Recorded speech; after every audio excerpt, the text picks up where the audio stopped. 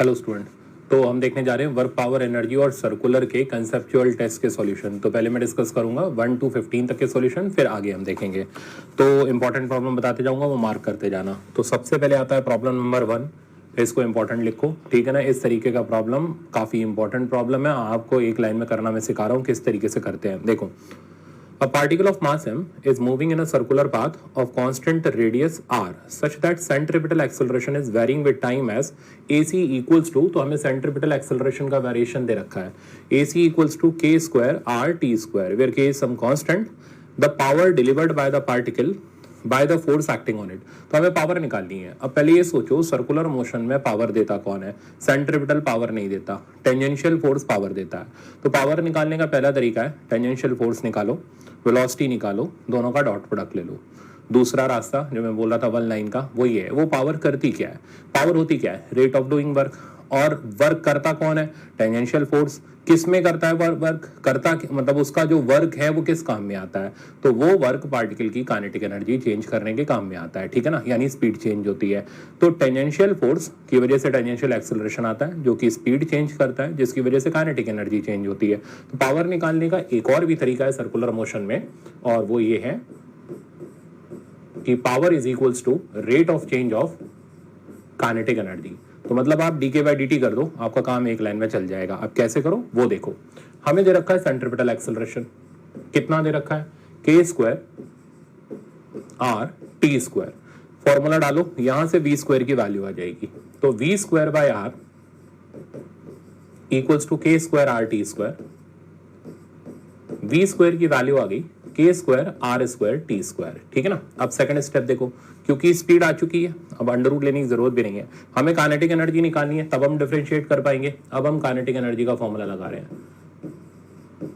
Half M we square. इसमें सीधे सीधे वी स्क्वायर सब्स्टिट्यूट कर दो, तो half m k square are square T square. तो ये आ गया हमारे पास काइनेटिक एनर्जी का एक्सप्रेशन।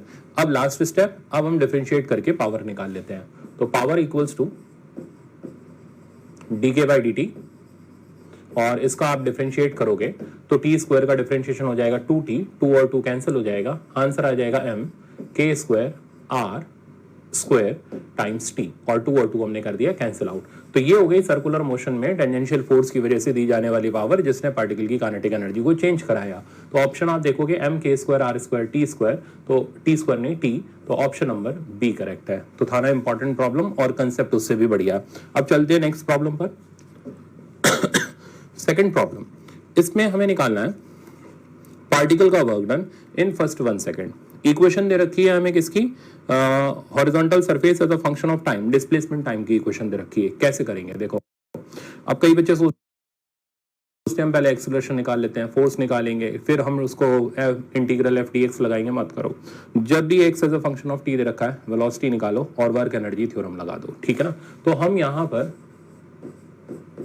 पार्टिकल की वेलोसिटी निकाल लेते हैं। कैसे निकालोगे? डिफरेंशिएट करके, t4/4, और इसको डिफरेंशिएट करके हमने वेलोसिटी की वैल्यू ले ली। t4 का डिफरेंशिएशन हो गया 4t क्यूब, 4 4 कैंसिल हुआ, t क्यूब बचा। अब हमें वर्क डन निकालना है फर्स्ट 1 सेकंड में। तो अब वर्क डन होता किसके बराबर है? वर्क डन हो गया चेंज इन काइनेटिक एनर्जी, मतलब final kinetic energy minus initial, ठीक है ना। अब इनिशियल तो t इक्वल टू 0 पर 0 हो गई, तो ये पार्ट तो गया। फाइनल हो गई हाफ एम वी स्क्वायर। अब करना क्या है? सिर्फ और सिर्फ डाटा सब्स्टिट्यूट करना है। वेलोसिटी की value t is equal to 1 पर, वो साफ पता चल रही है, कितनी? 1 मीटर पर सेकेंड। मास हमें पार्टिकल का 1 kg दे रखा है। तो काइनेटिक एनर्जी वर्क डन की जो वैल्यू हमारे पास आ गई, वो आ गई हाफ, मास की जगह 1 और वी स्क्वायर की जगह 1 square, that means half joule या फिर 0.5 जूल। अब देख लो क्या ऑप्शन में दे रखा है, तो ऑप्शन नंबर 20 का करेक्ट आंसर हो गया। नेक्स्ट प्रॉब्लम पर चलते हैं। नेक्स्ट प्रॉब्लम आपका कन्वेंशनल प्रॉब्लम है। इस तरीके का प्रॉब्लम बहुत ज्यादा आपके मेडिकल एग्जाम में आता है, तो सिंपल भी आराम से कर लिया होगा आपने। कह रहा है linear momentum of body is increased by 50% then percentage increase in kinetic energy. अब देखो, काइनेटिक एनर्जी का फॉर्मूला मोमेंटम के टर्म में होता है p square by 2m, that means kinetic energy p square के प्रोपोर्शनल है। तो अब हमें निकालनी पड़ेगी परसेंटेज चेंज। परसेंटेज चेंज निकालने के लिए सिंपल वही बेसिक तरीका, final kinetic energy minus initial by initial into 100। But अब हमें मोमेंटम के बारे में इंफॉर्मेशन दे रखी है, तो इनिशियल मोमेंटम मैंने पी ले लिया, फाइनल मोमेंटम को 50% से बढ़ा दिया, तो फाइनल मोमेंटम हो गया p प्लस 50%, मतलब हाफ ऑफ p, तो ये बन गया 3/2p। तो initial kinetic energy proportional to p square हो गई, और final kinetic energy proportional to क्या, इसका स्क्वायर करोगे तो 9/4p स्क्वायर। ओके, अब आप परसेंटेज चेंज निकाल लो, बहुत आसान है। तो percentage change in kinetic energy, तो this thing becomes k final minus k initial by में k इनिशियल इनटू 100। अब इसको हम कर लेते हैं सिंप्लीफाई, k फाइनल की जगह आ गया हमारा 9/4, तो percentage increase equals to 9/4 p square minus p square by p square into 100। तो p स्क्वायर तो ऊपर नीचे से गया, सॉल्व करोगे 125% आ जाएगा। ऑप्शन देखोगे, ऑप्शन नंबर डी इसका करेक्ट आंसर हो जाएगा। तो एक आसान सा प्रॉब्लम था। नेक्स्ट प्रॉब्लम पर चलते हैं। नेक्स्ट है आपका प्रॉब्लम नंबर फोर्थ प्रॉब्लम आपका फिर से इंपॉर्टेंट प्रॉब्लम है, कंसेप्चुअल प्रॉब्लम है, आपको जरूर आना चाहिए। ये बोल रहा है for the potential energy function shown in the figure there will be unstable equilibrium. तो अनस्टेबल इक्विलिब्रियम कहाँ होता है, जहां पोटेंशियल एनर्जी मैक्सिमम होती है, उस जगह को हम बोलते हैं अनस्टेबल इक्विलिब्रियम। तो अब ग्राफ में चेक करो, पोटेंशियल एनर्जी का मैक्सिमम वाला पॉइंट ही आ रहा है, ठीक है ना। तो इस जगह पोटेंशियल एनर्जी कैसी है, मैक्सिमम है, और जहां पोटेंशियल एनर्जी मैक्सिमम होगी वो जगह हो जाएगी कौन सा इक्विलिब्रियम, अनस्टेबल इक्विलिब्रियम।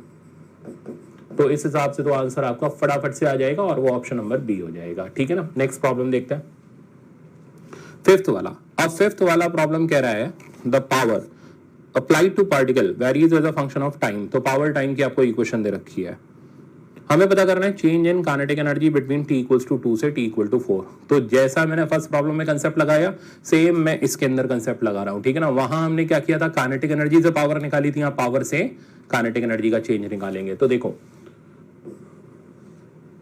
तो dk बाई dt पावर के बराबर होता था। अब हमें काइनेटिक एनर्जी नहीं, पावर दे रखी है, तो पावर की इक्वेशन को सब्स्टिट्यूट किया, तो dk by dt equals to, हमारे पास इक्वेशन आ गई 3t square minus 2t plus 1। dt को इधर मल्टीप्लाई कर दो, तो dk की वैल्यू हो गई 3t square dt minus 2t dt plus dt। और क्या करना चाहिए, इंटीग्रेट कर देते हैं इसको सिंपल, कहां से कहां तक, 2 से लेकर के हमें 4 के बीच क्या चेंज इन काइनेटिक एनर्जी निकालना है। तो टाइम की लिमिट तो 2 से 4 आ गई, और ये हो गया इनिशियल और ये हो गया फाइनल। तो इधर आ गया डी के का इंटीग्रेशन के हो गया, और पुट करने पर लिमिट के फाइनल माइनस के इनिशियल, मतलब चेंज इन काइनेटिक एनर्जी। इसको इंटीग्रेट कर लो, सिंपल है, टी स्क्वायर का टी क्यूब बाई 3, 3 कैंसिल हो जाएगा, बचेगा टी क्यूब, लिमिट आ जाएगी 2 से 4, माइनस ये हो जाएगा टी स्क्वायर बाई 2, 2 कैंसिल हो जाएगा, लिमिट आ गई 2 से 4, और इधर बचेगा t, लिमिट अगेन 2 से 4। अब आप इसको सिंप्लीफाई कर लो, मैंने सॉल्व किया हुआ है, तो इसका रिजल्ट आपको मिल जाएगा 46 जूल। ऑप्शन देखोगे, ऑप्शन नंबर ए करेक्ट हो जाएगा। तो ये भी एक अच्छा प्रॉब्लम था, पर इतना ज्यादा मुश्किल नहीं था अगर कंसेप्ट आपको आता है। इसको इंपॉर्टेंट लिख लो, ठीक है ना। ये काफी अच्छा प्रॉब्लम है, ये अगर आपने सीख रखा है तो लगा पाओगे, वरना अटक जाओगे। देखो, ये बोला इन the figure the ball A is release from rest. तो ये बॉल दे रखी है ए, ये रेस्ट से रिलीज होती है, यानी ए की इनिशियल वेलोसिटी हमारे पास 0 है।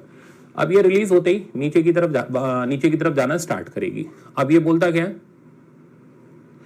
Spring is at its natural length. तो इनिशियली स्प्रिंग जो थी वो रिलैक्स्ड स्टेट में थी, ओके।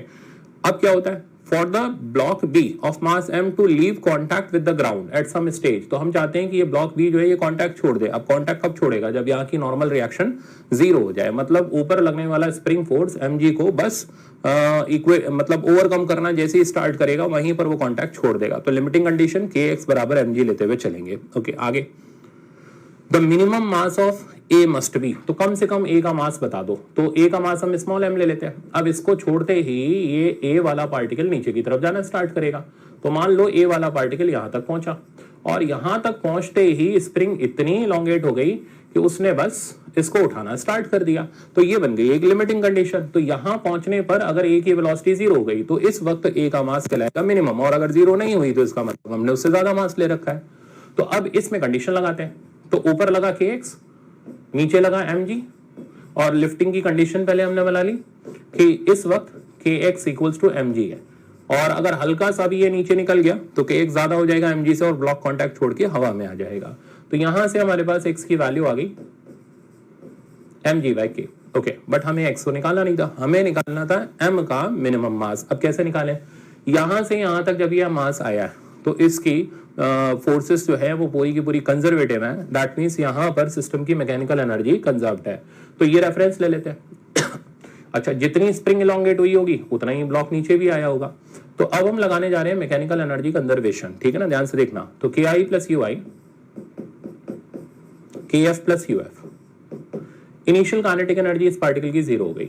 अब पोटेंशियल एनर्जी दो तरीके की है, एक तो ये स्प्रिंग वाली और एक ये ग्रेविटी वाली, ठीक है ना। अब क्योंकि इनिशियली ये रेफरेंस पर है और स्प्रिंग भी रिलैक्स्ड स्टेट में है, तो ग्रेविटी वाली भी जीरो हो गई, स्प्रिंग वाली भी जीरो हो गई, तो दोनों तरीके की पोटेंशियल एनर्जी जीरो हो गई। फाइनल काइनेटिक एनर्जी, तो एम मास की यहाँ final kinetic energy just zero के बराबर है। कैपिटल एम के पास हमने आने नहीं दी क्योंकि हम लिमिटिंग कंडीशन पर खेल रहे हैं। फाइनल पोटेंशियल एनर्जी, अब इसकी ग्रेविटी वाली पोटेंशियल एनर्जी, रेफरेंस से ये एक्स डिस्टेंस नीचे है तो minus M g x. Spring की पोटेंशियल एनर्जी, स्प्रिंग एक्स से एलोंगेटेड है तो हाफ के एक्स स्क्वायर। अब आप इनको आमने सामने लाओ तो M g x equals to half k x square.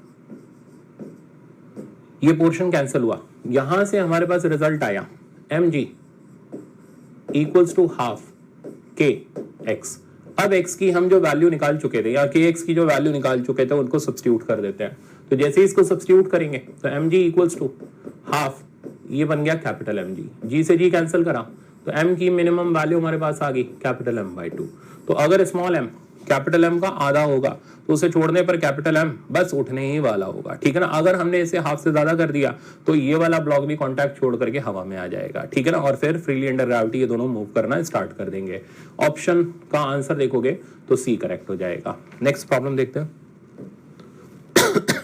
Next problem आपका फिर से इंपॉर्टेंट प्रॉब्लम है, कैसे इसको करेंगे वो सुनो। कहते हैं एक फोर्स है minus k y i cap plus x j cap act on a particle moving in xy plane starting from origin. Particle is taking along positive x axis to the point a, 0। तो पहले particle को a, 0 पर ले जाते हैं और फिर y axis पर ले जाते हैं a, पर। तो इनिशियल हो गया 0, 0, फाइनल हो गया a, अब हमें निकालना है work done bye this force, ठीक है ना। अब ये फोर्स जो आप देख रहे हो इसका वर्क डन निकालने का तरीका ये है, पहले तो ये फोर्स कंजर्वेटिव है, इसे चेक करने की जरूरत नहीं है, डायरेक्ट जो लीनियर फंक्शंस होते हैं वो कंजर्वेटिव होते हैं, याद रख लो आप, ठीक है ना। चेक करना है तो डेल ऑपरेटर से चेक करते हैं, वो एक कॉम्प्लिकेटेड काम है, आप चेक करने बैठोगे तो इसकी चेक करने में ही आपका टाइम 5 मिनट खराब हो जाएगा। तो डायरेक्ट याद कर लो, लीनियर पावर वाली जो फोर्सेस हैं वो कंजर्वेटिव होती हैं। ओके, अब करना क्या है, अब हमें वर्क डन निकालना है। तो वर्क डन का फॉर्मूला हो गया integral f d x, sorry f vector dot d r vector, और इसको एक्सपांड करेंगे तो ये हमें मिल जाएगा integral f x d x plus f i d y. तो वर्क डन की वैल्यू हमारे पास आ गई। अब देखो ध्यान से, एफ एक्स यानी एक्स एक्सिस पर लगने वाली फोर्स वो होगी माइनस के वाई, तो माइनस तो बाहर रखो, के को बाहर रखो और अंदर आ गया integral k y D x. Y axis पर लगने वाली फोर्स होगी माइनस के एक्स, और माइनस के तो मैंने पहले ही बाहर निकाल रखा है, तो इधर आ गया एक्स डी एक्स। लिमिट 0, 0 से a, a। अब ये जो चीज है y D x plus x D y, ये आपको सीखा हुआ होना चाहिए, मैंने तो सिखा रखा है लेक्चर्स के अंदर, ठीक है ना। तो ये अभी अगर नहीं आता तो इसको याद रख लो, Y D x plus x D Y is differentiation of X into Y. तो रिजल्ट आ गया w equals to minus K times D of X Y का इंटीग्रेशन। अब डी और लिमिट कहां से कहां तक, 0, 0 से a, a, और डी ऑफ एक्स वाई का इंटीग्रेशन एक्स वाई ही होता है, क्योंकि डी के अंदर कोई भी चीज हो इंटीग्रेशन के बाद बाहर आ जाती है। तो वर्क डन की वैल्यू आ गई माइनस के एक्स वाई, लिमिट हो गई 0, 0 a, 0, सॉरी a, a। अब पुट कर दो अपर लिमिट और लोअर लिमिट, तो माइनस के एक्स और वाई की जगह a और a, तो ये बन गया a स्क्वायर, लोअर लिमिट में 0। तो वर्क डन की वैल्यू आ गई माइनस के a स्क्वायर। तो ये हमारा वर्क डन का फाइनल आंसर आया, ऑप्शन नंबर सी इसमें करेक्ट हो गया। तो काफी इंपॉर्टेंट प्रॉब्लम था, ओरिजिनली आईआईटी में आया हुआ था। नेक्स्ट प्रॉब्लम मैं आपको दिखाता हूं, 8 नंबर प्रॉब्लम भी काफी इंपॉर्टेंट प्रॉब्लम है, कई बार मैंने पहले भी बताया हुआ है, काफी इंपॉर्टेंट है, लेक्चर में भी बताया हुआ है, ठीक है ना। तो आप इस प्रॉब्लम को सीखो। आप ये कह रहा है stone tied to a string of length L is whirled in a vertical circle with other end of the string at its center. At the instant of time, the stone is at lowest position, has a speed u। अब पहले मतलब समझो, कहता है stone को vertical circle में घुमाया जाता है, एक एंड यहाँ पर सेंटर पर है, L लेंथ की स्ट्रिंग है, कहते जब ये स्टोन लोएस्ट पॉइंट पर होता है इसे यू की स्पीड दी जाती है। The magnitude of change in velocity, तो हमें चेंज इन वेलोसिटी का मैग्नीट्यूड निकालना है। As it reaches a position where string is horizontal, तो जब स्ट्रिंग हॉरिजॉन्टल हो जाए, अब हॉरिजॉन्टल यहाँ पर हुई तो इस जगह पर चेंज इन वेलोसिटी कितनी हुई, ठीक है ना। तो पहले तो यहाँ वेलोसिटी कितनी हुई, हमें ये v का वैल्यू निकालना पड़ेगा, चेंज तो बात की बात रही। तो अब ये v कैसे निकालेंगे, इसको आप यहाँ से यहाँ के बीच में energy conservation, mechanical energy conservation से निकाल सकते हो। तो सबसे पहले हम v निकालते हैं, तो ki plus ui, kf plus uf, ki की वैल्यू होगी half M you square, ui हो गया 0, क्यों, क्योंकि हम यहीं से पोटेंशियल एनर्जी को मेजर करते हुए चल रहे हैं। kf की वैल्यू होगी half M we square, uf यानी इस जगह की पोटेंशियल एनर्जी, तो यहां से इसकी वर्टिकल हाइट चाहिए, ध्यान रखना स्लैंट हाइट मत ले लेना, तो ये वर्टिकल हाइट होगी l के बराबर, तो mgl। सिंप्लीफाई करते हैं और यहां से v की वैल्यू निकालते हैं, तो ये मिल जाएगी under root u square minus 2gl, तो v आ गया आपके पास। अब हमें चेंज इन वेलोसिटी निकालना है। वेलोसिटी एक वेक्टर क्वांटिटी होती है, ध्यान रखना, डायरेक्ट चेंज नहीं निकलेगा, इसका ये मतलब नहीं ये माइनस ये डायरेक्ट कर दिया उठा के, वो चेंज इन स्पीड हो गया, ठीक है ना। तो दो तरीके के क्वेश्चन एग्जाम में रहते हैं, चेंज इन वेलोसिटी निकालो, उसका मैग्नीट्यूड निकालो, या चेंज इन स्पीड निकालो। तो वेलोसिटी पूछा गया, तो अब देखो क्या करेंगे, तो चेंज इन वेलोसिटी वेक्टर वो हो गया v, और ये कहां की तरफ है j cap, minus initial velocity u i cap, तो ये हुआ चेंज इन वेलोसिटी वेक्टर। अब हमें इसका मैग्नीट्यूड चाहिए, तो डेल्टा v का मैग्नीट्यूड हो गया under root of v square plus u square, वो माइनस का स्क्वायर प्लस हो जाएगा, ठीक है ना। अब डाटा सब्स्टिट्यूट कर दो, v की वैल्यू आपके पास है under root u square minus 2gl, square करने पर ये बन जाएगा u square minus 2gl plus u square. तो फाइनल रिजल्ट आ गया मेरे पास कि डेल्टा v का मैग्नीट्यूड हमारे पास आ गया under root of twice of u square minus gl। अब आप ऑप्शन चेक कर लो, तो ऑप्शन नंबर डी इसका करेक्ट आंसर हो गया। तो आई थिंक ये एक बहुत अच्छा, काफी इंपॉर्टेंट प्रॉब्लम था, काफी सीख वाला प्रॉब्लम था, जरूर इसको अच्छे से कॉपी में नोट कर लेना। नेक्स्ट प्रॉब्लम पर चलते हैं। 9th number problem. 9th number problem ये कह रहा है, if W1, W2 and W3 represents the work done in moving a particle from A to B along the three different path 1, 2 and 3 in the gravitational field। तो gravitational field conservative होती है, और conservative field में आप particle को एक जगह से दूसरी जगह ले जाओ, किसी भी पाथ से ले जाओ, कोई फर्क नहीं पड़ता, इनिशियल और फाइनल पॉइंट अगर सेम है तो वर्क डन सेम रहेगा। तो चेक करो, ए से बी ले जा रहे, इनिशियल फाइनल सेम है, तो चाहे 1 से ले जाओ, चाहे 2 से ले जाओ, चाहे 3 से ले जाओ, तीनों में वर्क डन सेम आएगा। तो ऑप्शन नंबर डी इसका करेक्ट आंसर है। नेक्स्ट प्रॉब्लम पर चलते हैं। 10th नंबर ये कह रहा है, power supplied to a particle of mass 2 kg varies with time as p equals to 3t square by 2 watt. मेरे ख्याल से पावर वाले कंसेप्चुअल में आपके बिल्कुल मजेदार हो जाने चाहिए problem. t is in second, velocity of particle at t equal to 0 is v equal to 0। हमें वेलोसिटी निकालनी है 2 सेकंड पर, कैसे करेंगे, वही सेम प्रोसेस जो अभी हमने लगाया था। तो इसका सोल्यूशन, पावर हमें दे रखी है 3t स्क्वायर बाय 2, पुट कर दिया हमने इसको dk by dt equals to 3t square by 2। Integrate करके हम यहां से काइनेटिक एनर्जी निकाल लेते हैं, ठीक है ना, फिर वहां से स्पीड आ जाएगी हमारे पास। तो dk की वैल्यू हो गई 3t स्क्वायर बाय 2 dt, और इसको किया हमने इंटीग्रेट, कहां से कहां तक, 0 से लेकर के टाइम 2 सेकंड तक। इनिशियल काइनेटिक एनर्जी 0 हो गई, क्योंकि पार्टिकल की स्पीड आपको 0 दे रखी है। फाइनल हम देख लेते हैं, k मान लेते हैं, तो यहाँ का इंटीग्रेशन हो गया k minus 0 that means k, और t स्क्वायर का इंटीग्रेशन हो गया t क्यूब बाई 3, तो 3 तो कट जाएगा, 2 बचा रह जाएगा, तो t क्यूब बाई 2, और लिमिट 0 से 2। तो फाइनल काइनेटिक एनर्जी आ गई हमारे पास कितनी, पुट कर दो लिमिट 8 बाई 2 दैट मीन्स 4, और इनिशियल में 0 हो जाएगी। अब काइनेटिक एनर्जी का फॉर्मूला डालो, half mv square equals to 4। अब मास हमें पार्टिकल का 2 kg दे रखा है, तो इस मास को हम यहाँ सब्स्टिट्यूट करते हैं, तो half 2v square equals to 4, तो v स्क्वायर की वैल्यू आ गई 4 और v की वैल्यू आ गई 2 मीटर पर सेकंड। अब आप ऑप्शन में ला लो, आपका इसमें ऑप्शन नंबर सी करेक्ट हो जाएगा। नेक्स्ट प्रॉब्लम पर चलते हैं। नेक्स्ट है आपका प्रॉब्लम नंबर 11 प्रॉब्लम आसान प्रॉब्लम है, डॉट प्रोडक्ट का प्रॉब्लम है, आप सब ने कर लेना चाहिए। तो ये बोल रहा है, हाँ पर एक छोटा सा ट्विस्ट है, इसमें कई बच्चों का गलत हो सकता है। हाँ, इसमें क्या गलती हो सकती है वो सुनो। ये बोला particle of mass 0.5 kg is displaced from this position to this position, इसमें कोई गलती नहीं होगी, डिस्प्लेसमेंट सबने निकाल लिया होगा। तो पार्टिकल का डिस्प्लेसमेंट हो गया final position vector minus initial, तो फाइनल माइनस इनिशियल करोगे तो 2i कैप, 3 - 3 0 j कैप और 2 - 1 1 k कैप। अब फोर्स चेक कर लेते हैं, बस फोर्स के अंदर ही ट्विस्ट है, ठीक है ना, डिस्प्लेसमेंट में कोई ट्विस्ट नहीं था। फोर्स दे रखा है 30 न्यूटन का लग रहा है, बट इस डायरेक्शन में लग रहा है। तो जिन बच्चों ने गलती करी होगी उन्होंने क्या कर दिया होगा, 30 को सीधे उठा करके इसके साथ फिट कर दिया होगा, ये गलत है। डायरेक्शन लिखते वक्त यूनिट वेक्टर होना चाहिए, ठीक है ना, ये ध्यान रखना होता है। तो 30 तो फोर्स का मैग्नीट्यूड हो गया, अब डायरेक्शन के लिए हमें यूनिट वेक्टर चाहिए, ये वेक्टर दे रखा है, यूनिट वेक्टर नहीं है, तो इसका यूनिट वेक्टर हो गया i cap plus j cap plus k cap divided by इसका मैग्नीट्यूड √3। अब सही है, ठीक है ना। तो जिन्होंने ये किया उनका तो आंसर आ जाएगा, जिन्होंने नहीं किया वो सीख लो कि किस तरीके से करके हम लोग डायरेक्शन को मैनेज करते हैं। तो एफ फैक्टर की वैल्यू हो गई, ये यहां से कैंसिल करो, 10√3 i plus j plus k। अब आपको वर्क डन निकालना है, तो वर्क डन हो गया F factor dot S factor, dot product लोगे आप इसका इसका, तो i वाला i के साथ, j वाला j के साथ, k वाला k के साथ, तो 10√3 तो बाहर ही रहने दो, और i वाला i के साथ मल्टीप्लाई होकर के 2 बन गया, j वाला j के साथ 0 हो गया, k वाला k के साथ 1 हो गया, 2 और 1 हो गया 3, तो दैट मीन्स आंसर आ गया 30√3 और यूनिट वर्क डन का हो गया जूल। अब आप आंसर देखो 30√3 joule, that means option number b इसका करेक्ट आंसर है। तो अच्छा प्रॉब्लम था, ठीक है ना, थोड़ा सा सीखने वाला वेक्टर का नोटेशन था इसके अंदर, आई थिंक समझ आ गया होगा। नेक्स्ट प्रॉब्लम पर चलते हैं।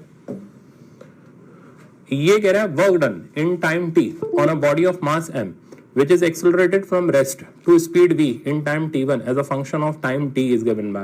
बहुत से स्टूडेंट इसमें कंफ्यूजन के कारण दुखी हो गए होंगे। तो देखो इस तरीके का प्रॉब्लम फिर से चुन चुन के मैंने आपके लिए प्रॉब्लम रखे हैं, नीट के लिए परफेक्ट प्रॉब्लम है, सीखो इसको। वर्क डन निकालना है, कहता है पार्टिकल यूनिफॉर्मली एक्सेलरेट हो रहा है रेस्ट से v में, यहां से हमारे पास एक्सेलरेशन आ गया, तो देखते जाओ सीखते जाओ।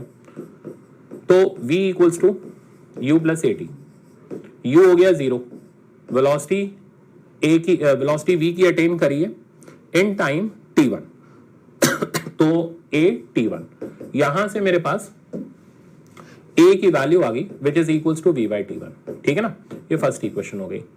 अब हमें क्या निकालना है, हमें निकालना है इसका work done as a function of time t। अब ये कैसे करेंगे, तो वर्क डन के लिए work energy theorem, change in kinetic energy, but उसके लिए हमें जनरल वेलोसिटी निकालनी पड़ेगी। आपको सारी वेलोसिटी दी तो रखी है, अरे वो t1 टाइम पर दे रखी है, हमें t के टर्म में निकालनी है, तो फिर से फर्स्ट इक्वेशन यूज करेंगे, v डैश नाम डाल देते हैं, v डालेंगे तो फिर कंफ्यूज होंगे, u प्लस at, u तो 0 हो गया, तो velocity at time t is equals to कितनी आ गई at, a की वैल्यू डालो v by t1 into t, ये आई वेलोसिटी, इक्वेशन नंबर सेकंड। अब चाहिए work done, final kinetic energy minus initial, initial तो हो गई 0, फाइनल हो गई हाफ m, v स्क्वायर मत लिखना, v डैश स्क्वायर, तो हाफ m, अब आप इसमें v डैश की वैल्यू डाल दो, ये रही, तो v square by t1 square times t square. अब आप आंसर मिला लो, ये वर्क डन का वैल्यू आ गया आपके पास। अच्छा क्वेश्चन था, ट्विस्टिंग वाला क्वेश्चन था, ऑप्शन इसके अंदर हाफ m v स्क्वायर, तो पहला तो नहीं है, दूसरा भी नहीं है, थर्ड वाला भी नहीं है, फोर्थ वाला आपका करेक्ट आंसर इसके अंदर हो गया। अब चलते हैं हम 13th प्रॉब्लम पर। तो प्रॉब्लम नंबर 13 ये कह रहा है a body is moved along a straight line by a machine delivering constant power। तो एक मशीन कांस्टेंट पावर दे रही है, the distance moved by the body in time t is proportional to। Constant power वाला जो भी सवाल होता है खतरनाक सवाल होता है, आसान नहीं होता। तो ये कांस्टेंट पावर का एक ब्रिलियंट प्रॉब्लम है, देखो कैसे करेंगे इसको। तो पावर कांस्टेंट है, तो पावर होता है एफ इंटू वी के बराबर, हमें डिस्टेंस निकालना, ध्यान रखना। आप देखो कैसे करते जाते हैं, तो power f into v, f की जगह डाला एम ए और साथ में आ गया वी, तो यहां से ए वी का प्रोडक्ट हो गया पी बाई एम, ए की जगह डाला डीवी बाई डी टी, तो ये बना v dv by d t equals to p by m. तो पहले हमारे पास v आएगा as a function of t, फिर v को dx by dt डाल करके डिस्टेंस आएगा। तो प्रॉब्लम अच्छा है, थोड़ा सा लेंथी है, देखो तो v dv इक्वल्स टू p by m times dt, integrate करा, ये आ गया v स्क्वायर, 0 से v मान लो और इधर 0 से t ले लो, तो v square by 2 p by m into t, तो इधर से v स्क्वायर की वैल्यू आ गई 2 p by m times t तो v की वैल्यू आ गई रूट अंडर 2p/m t की पावर हाफ। तो ये तो आ गया v, तो आपको एक साथ दो रिलेशन मिल रहे हैं, v वाला भी मिल रहा है और x वाला भी मिल रहा है। अगर x पूछा है तो मतलब v तो बोनस ऑफर है, वो तो आपको वैसे ही पता चल जाएगा। तो ध्यान रख लेना, कांस्टेंट पावर के रिलेशन अच्छी तरह याद होने चाहिए। तो पावर कांस्टेंट होगी तो v प्रोपोर्शनल टू t की पावर हाफ, बट हमें आगे चलना है, डिस्टेंस निकालना है। तो अब क्या करेंगे, dx/dt डाला, dt को उधर ही ले जाते हैं सीधे सीधे, अंडर रूट 2p/m t की पावर हाफ dt। तो ये जो चीज आप देख रहे हो, आपको लग रहा होगा शायद लेंदी है, नहीं है, क्योंकि रेगुलर क्लास का पार्ट है, इतना हम ऐसे ही करते चलते हैं। तो जो भी मेरी क्लासेस है उनके अंदर मैंने सीधे सीधे ये डायरेक्ट रिजल्ट्स करा रखे हैं स्टूडेंट को पूरे कंसेप्ट के साथ, और बोल रखा है कि यार इसको लास्ट मोमेंट के लिए बचा के रखो, अपने नोट्स में इंपॉर्टेंट नोट्स हैं, लिख करके रखो इसको। तो 0 से x, 0 से t, तो यहाँ x आ गया रूट 2p/m t की पावर 3/2 और बाई 3/2, दैट मीन्स ये हो गया 2/3। तो x प्रोपोर्शनल टू t की पावर 3/2। अब आप ऑप्शन चेक कर लो, ऑप्शन नंबर सी इसका करेक्ट आंसर हो गया। नेक्स्ट प्रॉब्लम देखते हैं, 14th प्रॉब्लम। ये भी अच्छा प्रॉब्लम है। ये कह रहा है particle of mass m is suspended bye weightless string, the horizontal force that is required to displace it until the string makes an angle of 45 degree with the initial vertical। तो हमें force निकालनी है जब तक particle initial से 45 degree तक displace ना हो जाए। पहले डायग्राम देखो इसका। तो ये रहा पार्टिकल और हमने यहां पर फोर्स लगाई इस तरीके से, और पार्टिकल को ये डिस्प्लेस करा करके ले गई, हॉरिजॉन्टल डायरेक्शन में ही फोर्स है 45 डिग्री तक। मतलब यहां पर स्टार्ट करते वक्त वेलोसिटी 0 है और यहां खत्म करते वक्त वेलोसिटी 0 है। लेंथ स्ट्रिंग की हमें दे रखी है, लेंथ की जरूरत ही नहीं है, तो हम अपनी तरह से एल ले लेते हैं।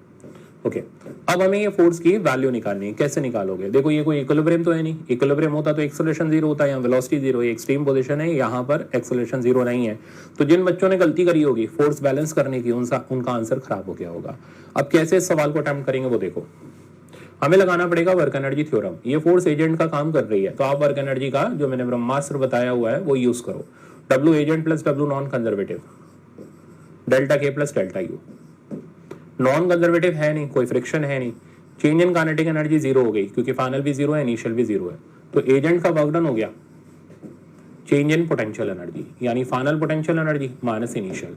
पोटेंशियल एनर्जी के लिए आपको हाइट चाहिए होगी, और हाइट यहां से, ये आप जानते ही हो अच्छी तरीके से, ये होती है r1 माइनस कॉस थीटा। तो ये हो गई L 1 minus 1/√2।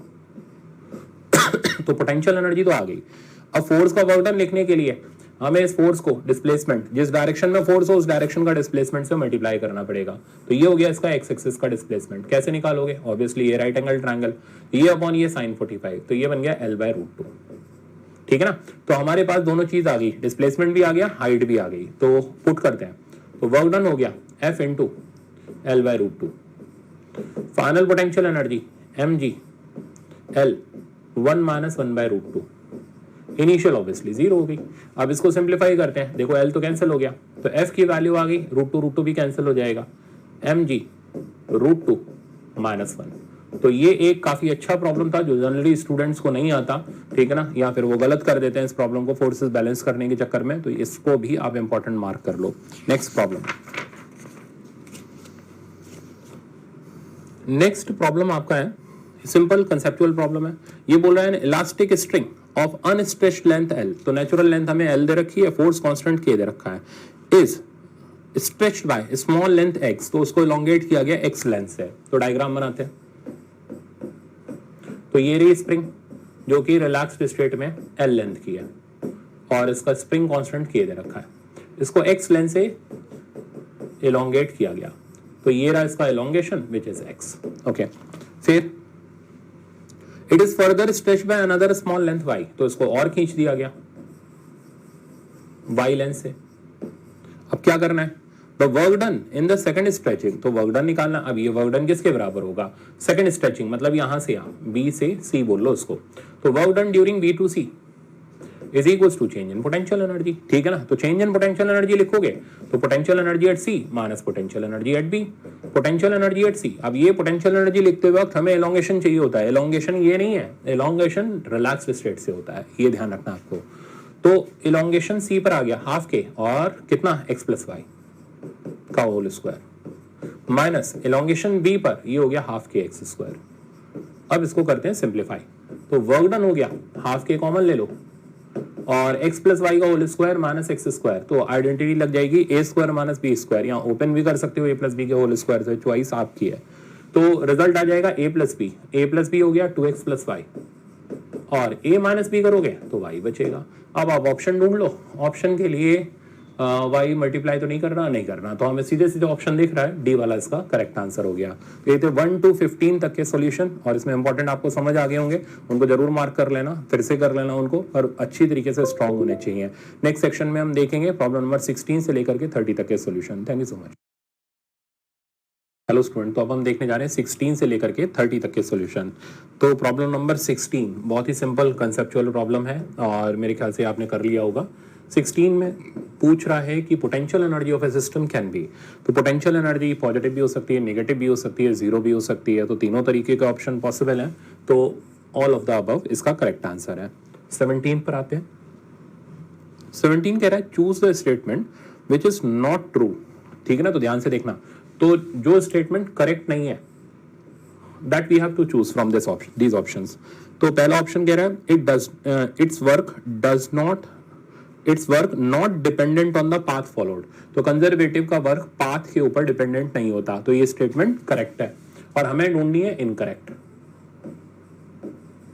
Next statement it's work depend only on initial and final position, ये भी करेक्ट है। Third statement it's work done along any close path is zero, तो भाई कंजर्वेटिव में वर्क डन क्लोज पाथ में जीरो होता है, तो ये भी स्टेटमेंट करेक्ट है। तो लास्ट नन ऑफ दी, मतलब फिर तो ऑप्शन समझ ही आ गया, तो एक भी स्टेटमेंट इनकरेक्ट नहीं है, इसलिए ऑप्शन गया none of these. Next problem पर चलते हैं। नेक्स्ट प्रॉब्लम काफी इंपॉर्टेंट है और कई बच्चे इसमें कंफ्यूज भी हुए होंगे और बहुतों का ये नेगेटिव भी हुआ होगा, इसलिए इसको इंपॉर्टेंट लिख लो। Choose the correct statement related to mechanical energy. अब मैकेनिकल एनर्जी क्या होती है? काइनेटिक एनर्जी और पोटेंशियल एनर्जी का सम होती है, ठीक है ना, ये तो सबको पता है। पहला option total energy of system including all form of energy, तो गलत है, it is the part of total energy which is always remain constant, ये भी गलत है, ऑलवेज तो कॉन्स्टेंट नहीं होती, तो ये दो स्टेटमेंट तो गए।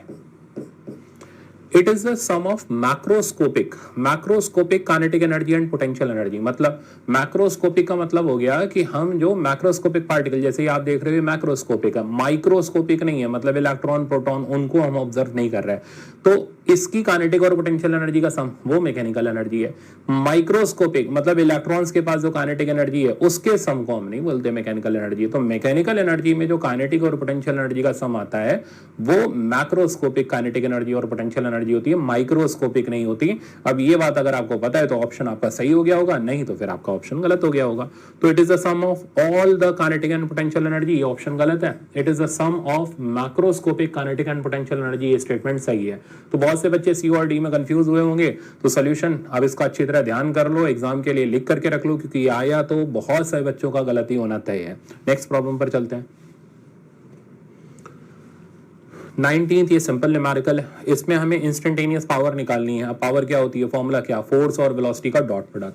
तो इंस्टेंटेनियस पावर हो गई F डॉट V और डॉट प्रोडक्ट आप आराम से ले लोगे, कोई खास इसमें दिक्कत नहीं है। I वाला I के साथ, J वाला J के साथ, K वाला K के साथ, तो I और I मल्टीप्लाई करें तो 5 और 10 50,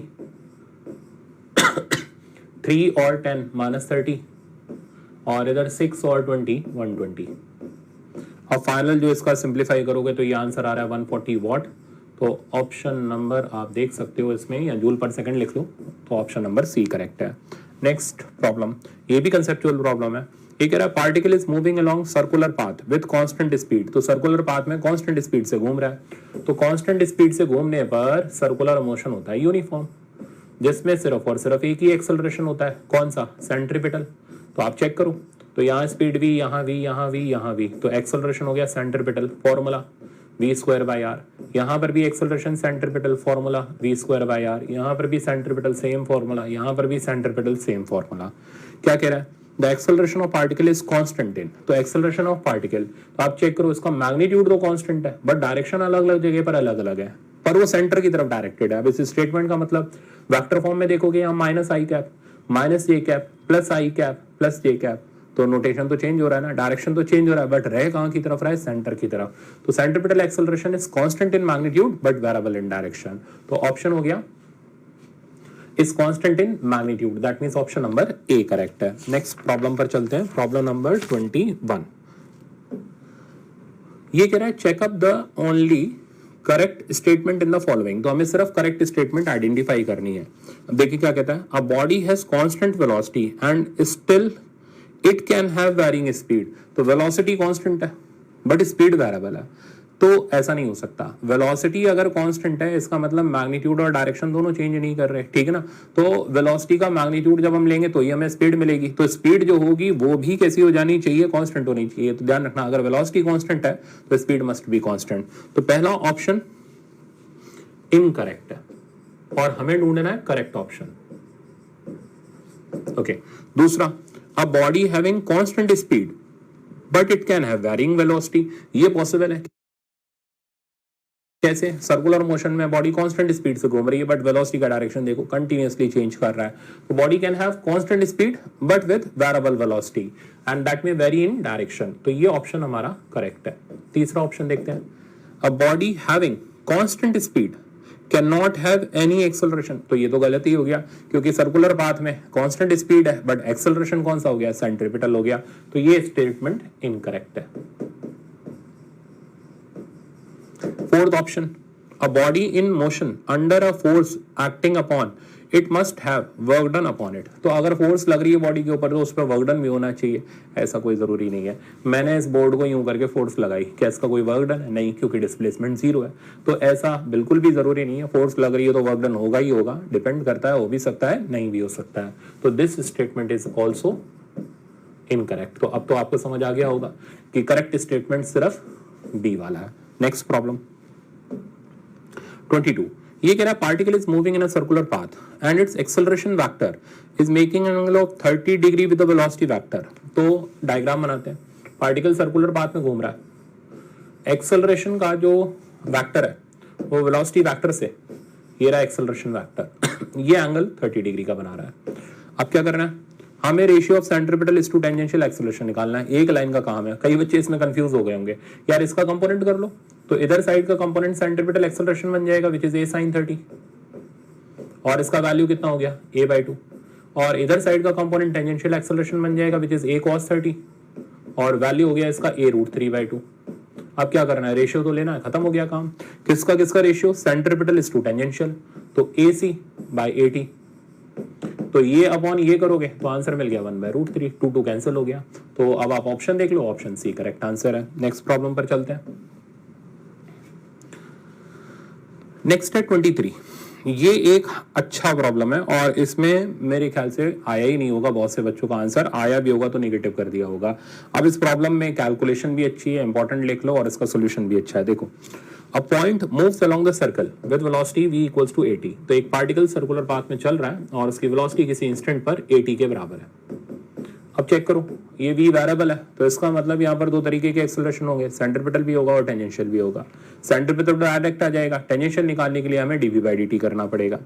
okay, then the total acceleration at the moment when it covers 1/10 of the circle after beginning of the motion. तो हमें एक्सेलरेशन निकालना है बट तब जब सर्कुलर पाथ का 1/10 कवर हो जाए। अब देखो कैसे काम करेंगे इसके अंदर। सबसे पहले सेंट्रिपिटल एक्सेलरेशन, टेंजेंशियल एक्सेलरेशन लिख लेते हैं विच इज dv/dt। डिफरेंशिएट करोगे तो a के बराबर आ जाएगा और a की वैल्यू 0.5 यानी हाफ दे रखी है। तो टेंजेंशियल एक्सेलरेशन तो मिल गया हाफ। अब सबसे पहले हम वो मोमेंट निकालेंगे, मतलब टाइम निकालेंगे जब वो 1/10 सर्कल कवर करेगा। कैसे निकालेंगे, देखो टेंजेंशियल एक्सेलरेशन के कारण स्पीड वेरिएबल होती है, तो बिल्कुल इक्वेशन लगाओ आप यहाँ पर फर्स्ट वाली, सॉरी सेकंड इक्वेशन लगाओ, s = ut + ½ at²। ये ध्यान रखना, सर्कुलर मोशन में टेंजेंशियल डायरेक्शन के अंदर ही हम ये इक्वेशंस लगाते हैं क्योंकि सेंट्रिपिटल कोई भी यहाँ चेंजेस नहीं लाता सिवाय वेलोसिटी के डायरेक्शन के। तो s जो हो गया 1/10 ऑफ सर्कुलर पाथ, तो 1/10 ऑफ 2πr। ये ध्यान रखो, हमें सर्कुलर पाथ का r नहीं दे रखा क्योंकि जरूरत ही नहीं होगी। इनिशियल वेलोसिटी होगी 0, हाफ। ये हो गया टेंजेंशियल एक्सेलरेशन और टेंजेंशियल एक्सेलरेशन की value is itself half t²। तो यहां से हमें वो मोमेंट मिल गया जब पार्टिकल ने 1/10 ऑफ सर्कल कवर किया। देखते हैं क्या आ रहा है। तो 2 5 या 10, ये यहां से निकल लिया और ये 4 ऊपर चला गया, तो टी स्क्वायर की वैल्यू आ गई हमारे पास 4 पाई आर बाय 5, ठीक है ना। और टी की वैल्यू में मिल गई under root of 4 by 5 pi r. तो ये वो टाइम का मोमेंट है जिस वक्त पार्टिकल ने 1/10 ऑफ सर्कल कवर किया। अब इस वक्त टेंजेंशियल एक्सेलरेशन तो हाफ है, अब सेंट्रीपिटल कितना वो हमें निकालना पड़ेगा। फॉर्मूला लगाया v square by R, V square की वैल्यू डालते हैं। वी स्क्वायर की वैल्यू फर्स्ट स्टेप से उठाई, A square T square by R. A square तो हो गया 1/4, ठीक है ना, क्यों, क्योंकि एक कांस्टेंट है उसकी वैल्यू हमें हाफ 0.5 दे रखी है। टी स्क्वायर हमने निकाल लिया, पुट करा 4/5 पाई आर बाय आर, तो देखो आर से आर कैंसिल हो गया, 4 से 4 भी कैंसिल हो गया, तो ए सी की वैल्यू आ गई, सेंट्रीपिटल एक्सेलरेशन की वैल्यू आ गई कितनी, 5/5, और ए टी की वैल्यू हो गई हाफ। अब हमें चाहिए नेट एक्सेलरेशन, तो नेट एक्सेलरेशन हो गया under root of A C square plus A T square, put करो ए सी स्क्वायर और ए सी स्क्वायर की वैल्यू होगी पाई स्क्वायर बाय 25, और ये हो गया 1/4। अब क्या करें, आंसर तो ऐसा एक भी नहीं दे रखा, तो हमें पूरा आंसर इसमें निकालना पड़ेगा। देखते जाओ कैसे दिमाग लगाते हैं। पाई स्क्वायर की वैल्यू होती है 10, तो 10/25 प्लस 1/4, तो ये 2 और ये 5, सिंप्लीफाई करते हैं, तो ये बना हमारे पास 0.4 और ये बना 0.25।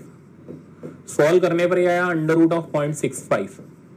अब 0.65 को अब यहां तक पहुंचोगे तो आंसर आएगा, नहीं तो नहीं आएगा। 0.65 को 0.64 ले लो, तो नियरली आंसर आ गया 0.8 यूनिट हो गया मीटर पर सेकंड स्क्वायर।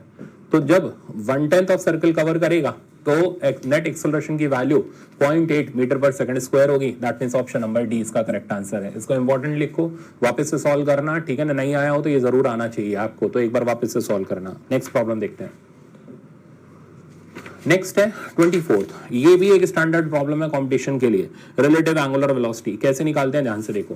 तो एक पार्टिकल इधर जा रहा है, एक पार्टिकल इधर जा रहा है, हमें इनकी रिलेटिव एंगुलर वेलोसिटी, मतलब एक पर बैठ करके दूसरा वाला पार्टिकल किस एंगुलर वेलोसिटी से घूमता हुआ दिखाई देगा वो हमें कैलकुलेट करके देना है। उसका तरीका, इन दोनों की वेलोसिटी के कंपोनेंट करो, अलोंग और परपेंडिकुलर टू लाइन। तो ये रही पी क्यू की अलोंग वाली लाइन, परपेंडिकुलर आप समझ ही गए। तो वेलोसिटी के कंपोनेंट करते हैं, ये 6 का इधर कंपोनेंट आ गया 6 cos 30, तो 6 √3/2, और इधर गया 6 sin 30, तो 6/2।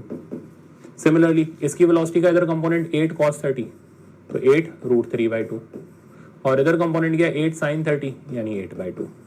अब जब हम रिलेटिव मोशन देखेंगे तो सबसे पहले किसी एक पार्टिकल पर बैठना पड़ेगा, तो रिलेटिव ऑब्जर्वेशन करते हैं, तो किसी एक पे बैठ जाते हैं। बैठते ही आप अच्छी तरह जानते हो वेलोसिटी अपोजिट डायरेक्शन में ट्रांसफर होती है, तो ये वाली वेलोसिटी इसको इधर मिल गई, तो 8 - 6 दैट मींस 2 √3/2, तो इधर की वेलोसिटी आ गई √3 मीटर पर second.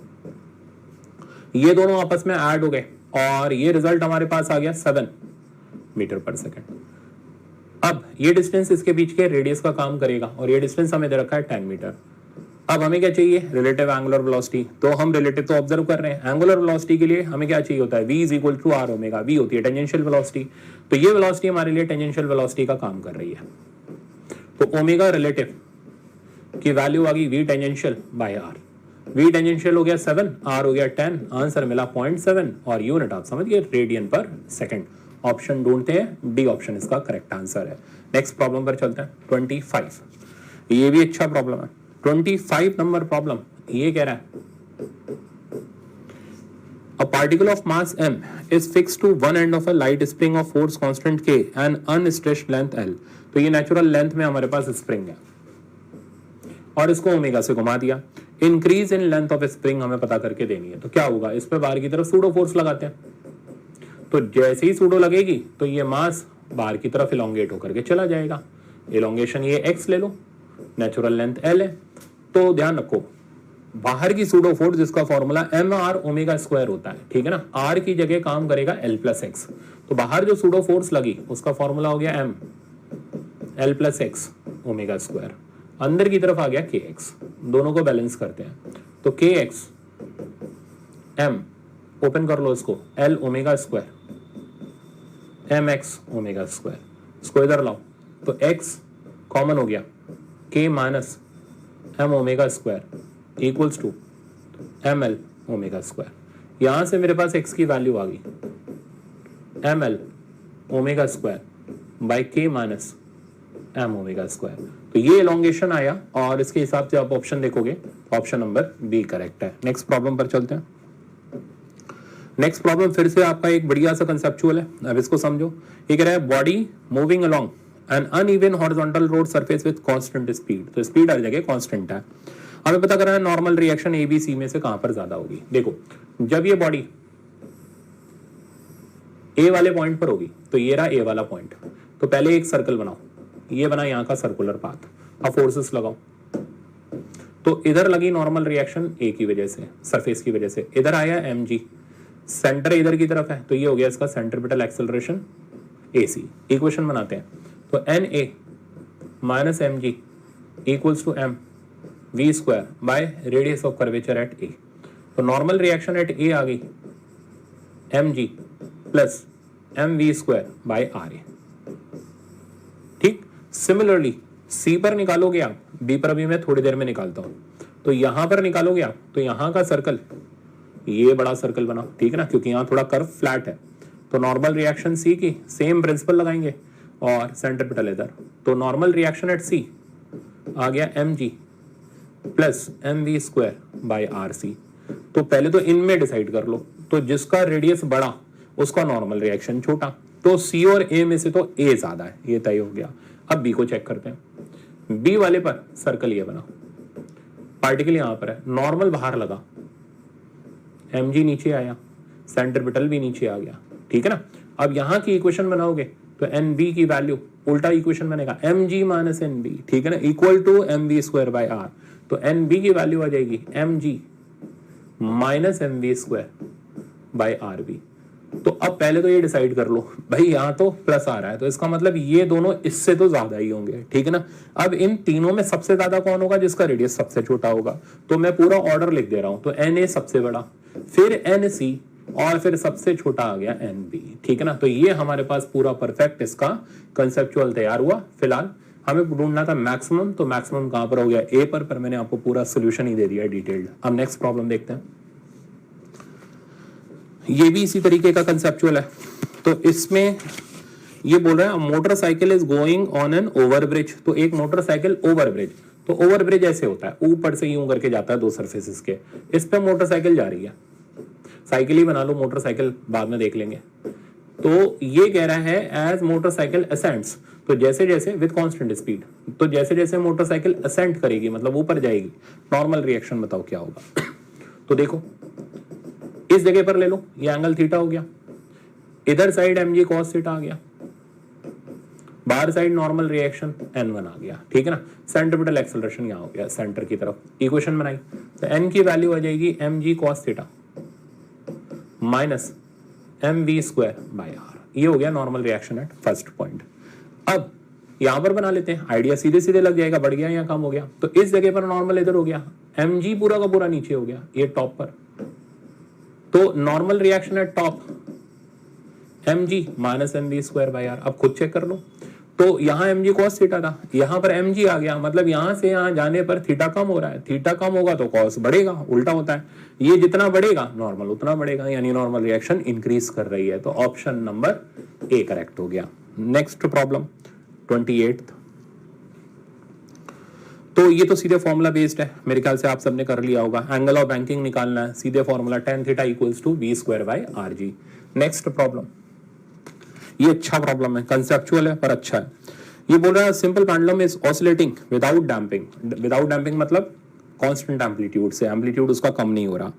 When the displacement of Bob is less than maximum. तो देखो, तो ये रहा हमारा सिंपल पेंडुलम, ये मीन पोजीशन और ये दोनों एक्सट्रीम पोजीशन हो गई। इस तरीके से इन पोजीशन के बीच में ये ऑसिलेट कर रहा है। ये एक्सट्रीम पोजीशन पर वेलोसिटी 0 होती है, मीन पोजीशन पर वेलोसिटी ऑब्वियसली मैक्सिमम होती है, यहाँ पर वेलोसिटी 0 होती है। अब वो कह रहा है कि pendulum is slightly less than maximum. तो पेंडुलम मैक्सिमम से पहले है, मतलब यहाँ कहीं पर है। अब इधर है तो मान लो ऊपर जा रहा है, वेलोसिटी इधर की तरफ हो गई। अब रिटार्ड होते हुए जा रहा है, एक्सेलरेट होते हुए जा रहा है, वो आपको सोचना है, क्योंकि यहाँ जाने पर वेलोसिटी कम हो रही है तो रिटार्डेशन हो रहा है, तो टेंजेंशियल रिटार्डेशन है। ये हो गया इसका सेंट्रीपिटल एक्सेलरेशन सेंटर की तरफ। तो नेट एक्सेलरेशन जो आएगा वो यूं करके इधर डायरेक्टेड रहेगा। तो इसमें हमसे पूछा जा रहा है नेट एक्सेलरेशन का डायरेक्शन बताओ, तो ये हो नहीं सकता। ये कहां पर होता, ये होता वहां पर जहां पर टेंजेंशियल एक्सेलरेशन 0 होता है, टेंजेंशियल यहाँ 0 होता है, ठीक है ना। यहाँ पर सिर्फ और सिर्फ कौन सा एक्सेलरेशन होता है, सेंट्रीपिटल एक्सेलरेशन होता है, ओके। यहाँ पर कौन 0 होता है, यहाँ सेंट्रीपिटल 0 होता है, यहाँ सिर्फ टेंजेंशियल होता है। इन दोनों के बीच में एक्सेलरेशन सेंट्रीपिटल और टेंजेंशियल के बीच में होता है। तो अब आप ऑप्शन में लाओ, तो ये तो है नहीं, ये वाला भी नहीं है, ये कहां पर होता, ये होता है इस जगह पर, एक्सट्रीम पोजीशन पर। ये वाला ऑप्शन हमारा करेक्ट है और ये वाला ऑप्शन भी हमारा नहीं है। तो इसमें एक ही करेक्ट ऑप्शन है, which is option number C. अब आते हैं हम इसके लास्ट प्रॉब्लम पर। ये लास्ट प्रॉब्लम इंपॉर्टेंट लिखो, ये सबसे बेस्ट प्रॉब्लम है आपका वर्टिकल सर्कुलर मोशन का। इस तरीके का प्रॉब्लम आपको करने में दिक्कत होती होगी, आप वापस से इसको सॉल्व कर लेना और इंपॉर्टेंट लिख लेना। ये कह रहा है stone of mass 1 kg is tied, तो एक 1 kg का स्टोन है, is tied to light inextensible string of length 10/3। तो हमें स्ट्रिंग की लेंथ दे रखी है 10/3 metre, whirling in a circular path in vertical plane। तो वर्टिकल सर्कुलर पाथ में ही घूम रहा है, यहाँ की स्पीड आप u ले लो। The ratio of maximum tension to the minimum tension is 4। अब ये नया चक्कर आ गया, मैक्सिमम और मिनिमम कहाँ होती है, तो मैक्सिमम होती है बॉटम पर और मिनिमम होती है टॉप पर। तो पहले तो आपको ये प्रॉपर्टी पता होनी चाहिए, टॉप की स्पीड v ले लेते हैं, ठीक है ना, और बॉटम की हमने u ले ली। तो इन मैक्सिमम और मिनिमम टेंशन का रेशियो में दे रखा है 4 के बराबर। What we have to do, we have to find out speed of stone at the highest point, यानी मैक्सिमम हाइट पर, यानी इस जगह पर स्पीड कितनी होगी हमें वो निकालना है। कैसे करेंगे, पहले हम यहाँ पर इक्वेशन बिल्डअप करते हैं। तो इस जगह पर इक्वेशन बनाओगे तो नीचे mg लगा, सेंट्रीपिटल इधर लगा, तो टी मैक्स की इक्वेशन आ गई, T max minus M G equals to M you square by R. मैं डायरेक्ट लिख रहा हूँ M G plus M you square by R, R की जगह हम एल डाल देते हैं, ठीक है। अब ये तो हो गई मैक्सिमम टेंशन, मिनिमम टेंशन लिखते हैं। तो टी मिनिमम टॉप पर हो गई, टॉप पर एम जी भी नीचे आ गया, टॉप पर सेंट्रीपिटल भी इधर आ गया, तो इक्वेशन बनी T minimum plus M ji equals to M we square by L. तो टी मिन की value M we square by L minus M G हो गई। ये दोनों हमारी मेन इक्वेशंस हो गई। अब हमें इसका रेशियो 4 दे रखा है, तो जैसा दे रखा है वैसा सब्स्टिट्यूट करते हैं। तो रेशियो लेते हैं इन दोनों का, तो टी मैक्स बाय टी मिन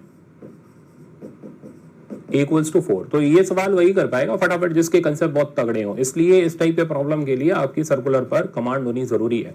अब डाटा पुट करते हैं, तो ये बाय ए का रेशियो लेते हैं, तो M G plus M you square by L by M we square by L minus M G equals to 4। पहले तो एम को उड़ा दो और यहां से हमें वी और यू का रिलेशन मिल जाएगा, क्रॉस मल्टीप्लाई कर देते हैं। तो G plus U square by L equals to V square by L 4 times minus 4g। तो इसको इधर लाओ, तो ये हो गया 5g, एल भी मल्टीप्लाई कर दो plus U square equals to 4v square. ये हो गई हमारी u और v को कनेक्ट करती हुई मेन इक्वेशन, जो हमें मैक्सिमम मिनिमम टेंशन के रेशियो से मिली। अब क्या करना है, अब हमें निकालनी है v की वैल्यू। 2 इक्वेशन है और 2 अननोन होने चाहिए, तो अननोन तो 2 हैं, पर दूसरी इक्वेशन कहां से बनाए। अब क्या करेंगे, u और v का रिलेशन बना लेते हैं, वो बनेगा एनर्जी कंजर्वेशन से, या डायरेक्ट भी बना सकते हो। तो एनर्जी कंजर्वेशन से बनाए तो के आई प्लस यू आई, के एफ प्लस यू एफ। के आई हो गया half M you square, U I हो गया 0, के एफ हो गया हाफ एम वी स्क्वायर और यू एफ हो गया एम जी, और यहां से यहां तक की दूरी 2l के बराबर होगी, डायमीटर के बराबर हो गई। यहां से यू स्क्वायर पकड़ लो, ये मिल गया वी स्क्वायर प्लस 4gl। ये हो गई सेकंड इक्वेशन। या आप इसको नंबर फर्स्ट सेकंड तो मैं डाल चुका हूं, तो इस इक्वेशन को आप ऐसे ही रहने दो। अब हमें निकालनी है v की वैल्यू, तो हम ये u की वैल्यू यहां सब्स्टिट्यूट कर देते हैं, आंसर अपने आप आ जाएगा। तो 5gl plus V square plus 4gl equals to 4v square. तो ये हो गया 9gl और इधर हो गया 3v स्क्वायर, तो v स्क्वायर की वैल्यू आ गई 3gl। बस लास्ट स्टेप, तो v की वैल्यू आ गई रूट अंडर 3gl। अब आप डाटा सब्स्टिट्यूट कर दो, तो अंडर रूट 3, g हो गया 10, l हो गया 10/3, 3 से 3 कैंसिल और v की वैल्यू आ गई 10 मीटर पर सेकंड। तो था एक जबरदस्त सवाल, ठीक है ना, इसलिए बहुत से बच्चों का ये छूटा होगा, नेगेटिव हुआ होगा, बट इसे करने के बाद अकल जरूर आ गई होगी। तो ऑप्शन नंबर ए इसका करेक्ट आंसर है। तो ये थे आपके 16 से लेकर के 30 तक के सॉल्यूशन। अब आप देखना 31 to 45। Thank you so much. तो अब हम देखने जा रहे हैं 31 से लेकर के 45 तक के सॉल्यूशन। तो प्रॉब्लम नंबर 31 ये कह रहा है, two sphere of equal mass are attached to the string of length 2 metre as shown in the figure. तो ये दो मासेस हैं जो यहाँ पर अटैच्ड है, ठीक है ना। लेंथ ऑफ स्ट्रिंग टोटल आपको 2 मीटर दे रखी है।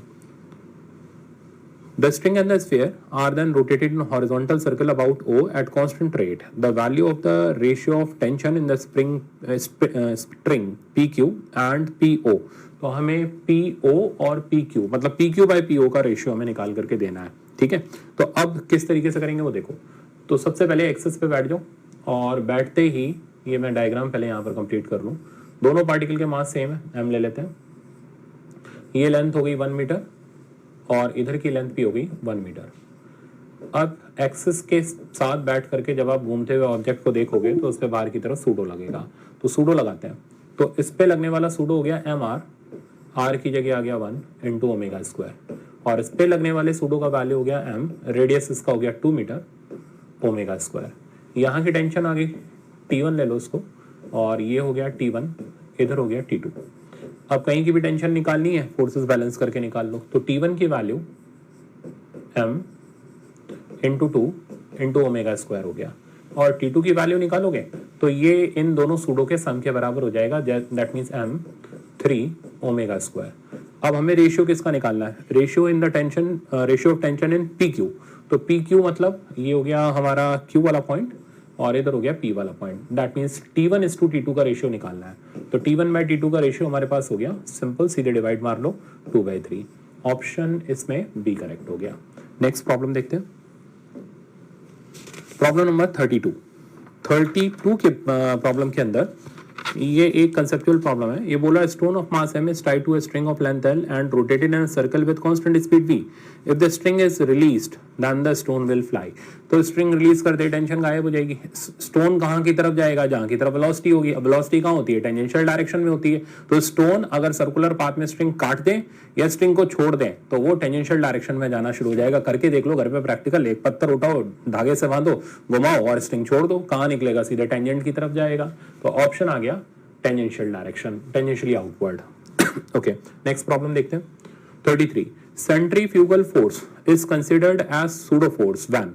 तो सूडो फोर्स सर्कुलर मोशन में कब लगती है हमें ये बताना है। An observer at the circle of circular motion, तो क्या सर्कल के सेंटर पे बैठ जाने से सूडो फोर्स लगती है, नहीं। जब सूडो कब लगती है, जब हम नॉन इनर्शियल फ्रेम में हो, एक्सेलरेटेड फ्रेम में हो। तो जब हम पार्टिकल की एक्सिस के साथ घूमते हुए पार्टिकल को देखेंगे तब हमें वो रिलेटिवली रेस्ट पर नजर आएगा, तब सूडो फोर्स लगेगी। तो इसमें भी बहुत से बच्चों का गलत जरूर हुआ होगा। तो N observer at the centre of circular motion नहीं, एन ऑब्जर्वर आउटसाइड बिल्कुल नहीं, an observer who is moving with the particle which is experiencing the force, this is the correct option. तब सूडो फोर्स पार्टिकल पर act करेगी, none of these है नहीं। तो option number C correct है, ध्यान रखना, अच्छा कंसेप्चुअल था। नेक्स्ट है 34 ये कह रहा है a sphere is suspended bye thread of length l। तो l लेंथ के थ्रेड से एक स्फीयर को सस्पेंड कर दिया गया। What minimum horizontal velocity is to be imparted to the sphere for it to reach the height of suspension। मतलब हम स्फीयर को बस हाइट ऑफ सस्पेंशन यानी यहां तक पहुंचाना चाहते हैं, तो कितनी मिनिमम वेलोसिटी दें, तो पता नहीं, तो u ले लेते हैं इसको। यहां तक पहुंचाना चाहते हो, u वेलोसिटी देने पर बस ये यहां पर पहुंचे, यहां पहुंच करके वेलोसिटी 0 हो जाए। अब हम u की वैल्यू कैलकुलेट कर लेंगे एनर्जी कंजर्वेशन से। तो ki plus ui equals to kf plus uf। KI हो गया half M you square, UI हो गया हमारे पास 0, KF हो गया half M B square and UF हो गया mgl। अच्छा, हाफ एम बी स्क्वायर वाला डाटा 0 हो गया क्योंकि हम जस्ट यहां तक पहुंचाना चाहते हैं। तो U की वैल्यू यहां से ले लो, ये मिल गई √2gl। तो ऑप्शन नंबर अब आप ढूंढ लो इसके अंदर, सी इसमें करेक्ट आंसर हो गया। नेक्स्ट प्रॉब्लम देखते हैं 35। ये कह रहा है coin placed on rotating turn table just slip if it is at distance 40 centimetre from the centre.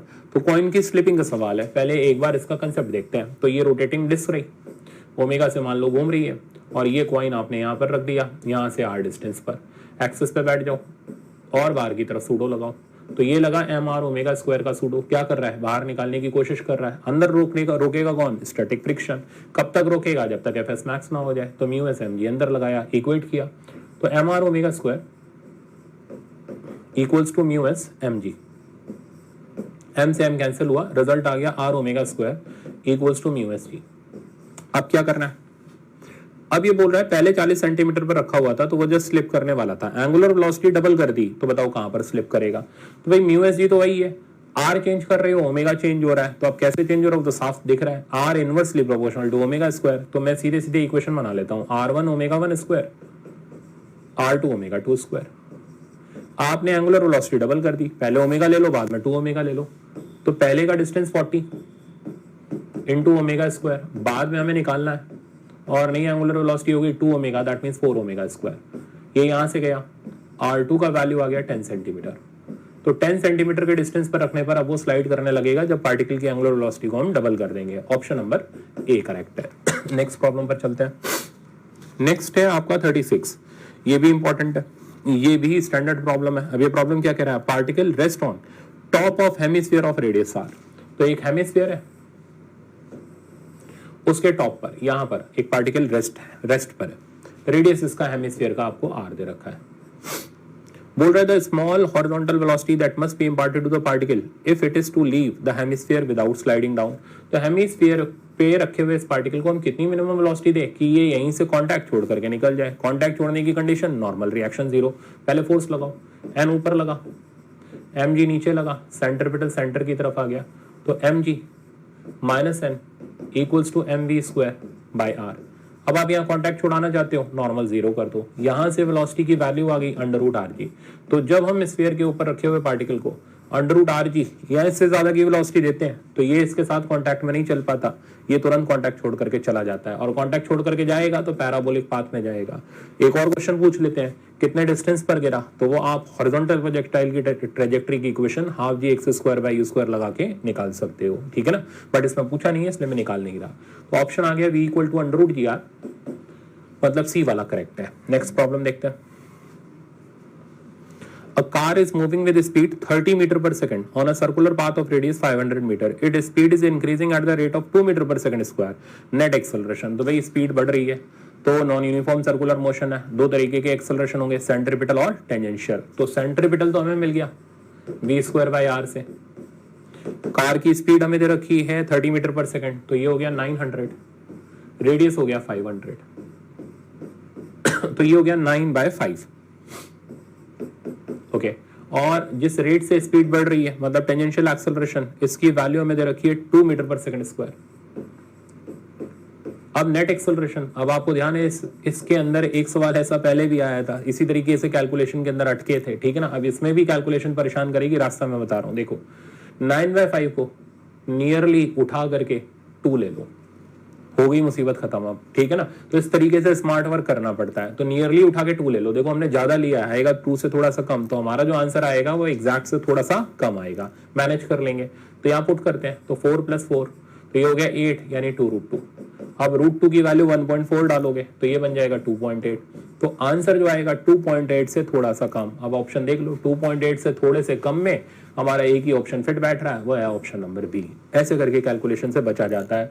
अब अगर आप 9/5 का होल स्क्वायर करके डालते तो कैलकुलेशन करते करते आफत आ जाती है। तो इस ऐसे कैलकुलेशन एग्जाम में मैनेज करनी होती है। नेक्स्ट प्रॉब्लम देखो, ये कह रहा है cyclist taking turn bend inwards while a car passenger take the same turn is thrown outward। तो सिंपल सा फंडा है, साइकिल चलाते वक्त या बाइक स्कूटी चलाते वक्त टर्न लेते हैं तो थोड़ा सा बॉडी को अंदर की तरफ अलाइन करना पड़ता है, ठीक है ना। जबकि कार में बैठा हुआ पैसेंजर जो होता है वो अंदर की तरफ नहीं आता, वो बाहर की तरफ थ्रो होता है। तो वो बाहर की तरफ क्यों थ्रो होता है, सूडो फोर्स की वजह से, उस पर सूडो फोर्स आउटवर्ड डायरेक्शन में लगती है। अब ऑप्शंस पढ़ते हैं कि क्या क्या रीजन है। Car is heavier than cycle, ये तो बेकार है तो हटाओ इसको। Car has 4 wheels while cycle has 2, ऐसा कुछ नहीं है, ठीक है, हटाओ, मतलब है बट ये इसका करेक्ट रीजन नहीं है।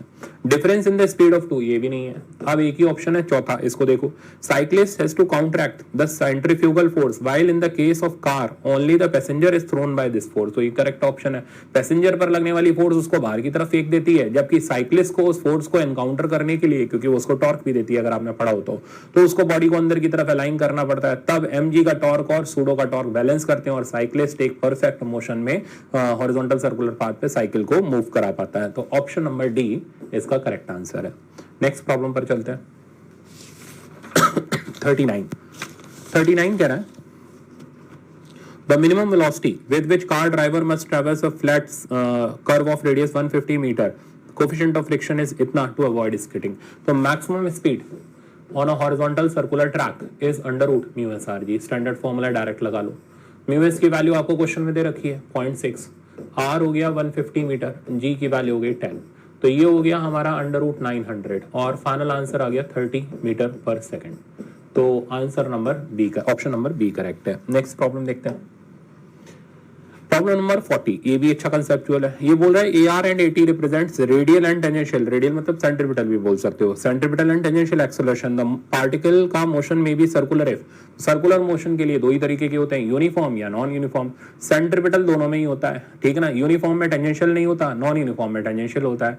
तो कौन सा एक्सेलरेशन ऐसा है जो मस्ट होना चाहिए, वो है सेंट्रीपिटल। कौन सा एक्सेलरेशन है जो हो भी सकता है नहीं भी हो सकता है, वो है टेंजेंशियल। तो अब आप ऑप्शन ढूंढ लो। तो centripetal acceleration not equals to 0, tangential acceleration में भी equals to 0, C option correct है। बी इसलिए इनकरेक्ट है क्योंकि AR 0 दे रखा है, ए बी इसलिए करेक्ट है क्योंकि AR 0 दे रखा है। तो अब मेरे ख्याल से आप समझ गए होंगे, ऑप्शन नंबर सी करेक्ट है और इस कंडीशन में सर्कुलर मोशन यूनिफॉर्म वाला होगा। Next problem